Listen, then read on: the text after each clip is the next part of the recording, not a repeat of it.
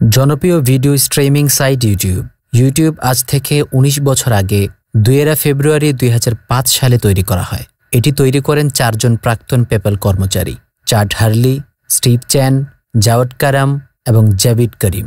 ইউটিউবে এখন পর্যন্ত ১৪০০ কোটি ভিডিও আপলোড করা হয়েছে। সাইটটির উদ্দেশ্য হচ্ছে ব্যবহারকারীর আপলোড করা ভিডিও স্ট্রিমিং অন্যদের দেখার সুযোগ করে দেয়া। সাইটটিতে ব্যক্তিগত চ্যানেল, ইতিহাস, সংস্কৃতি, দূরশিক্ষণ সহ বিভিন্ন ভিডিও আপলোড করা ও ডাউনলোড করা যায়। ব্যবহারকারীরা প্রতিদিন এই সাইটটিতে ৩ মিলিয়ন বার ভিডিও দেখেন।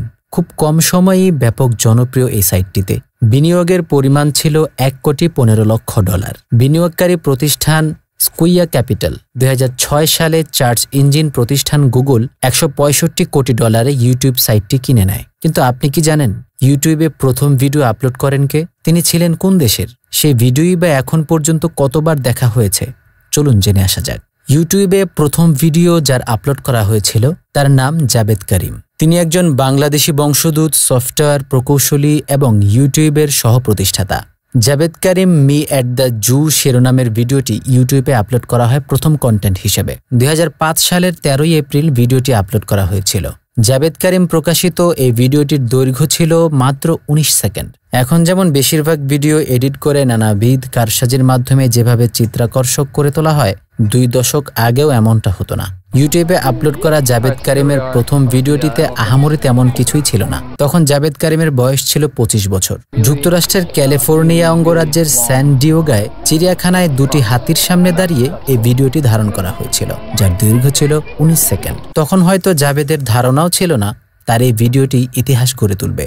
নিউ ইয়র্ক ভিত্তিক ওয়েবসাইট বিজনেস ইনসাইডার এটিকে বিশ্বের গুরুত্বপূর্ণ ভিডিও হিসেবে চিহ্নিত করেছেন। সংবাদ মাধ্যম BuzzFeed 20 ভিডিওর তালিকায় জাভেদের ভিডিওটি রেখেছে। ইউটিউবে আপলোড হওয়া প্রথম এই ভিডিওটি নিয়ে বহু মানুষের উন্মাদনা রয়েছে। ২০০৬ সালে গুগল $1.65 মিলিয়ন মার্কিন ডলার দিয়ে ১০ মিলিয়নের বেশি অর্থ রোজগার করেন করিম।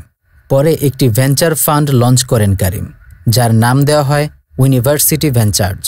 সেই সংস্থায় বিনিয়োগ করে Airbnb এবং রেডিট। বাংলাদেশি বংশোদ্ভূত জাভেদ করিম ১৯৭৯ সালে জার্মানিতে জন্মগ্রহণ করেন।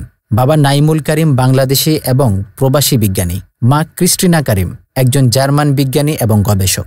১৯৯২ সালে নাইমুল করিম সপরিবারে আমেরিকা পাড়ি দেন। জাভেদ করিমের ১৩ বছর বয়স পর্যন্ত বেড়ে ওঠা জার্মানিতে হলেও পরবর্তীতে লেখাপড়া করেন তিনি আমেরিকাতেই। তিনি স্ট্যানফোর্ড বিশ্ববিদ্যালয়ে কম্পিউটার বিজ্ঞানে পড়াশোনা করেন। ২০০৫ সালে এখান থেকেই কম্পিউটার বিজ্ঞানে স্নাতক ডিগ্রি অর্জন করেন। তিনি ২০০৭ সালের ১৩ মে ইলিয়ন বিশ্ববিদ্যালয়ে বক্তৃতা করেন, যা ছিল এক বিরল অর্জন।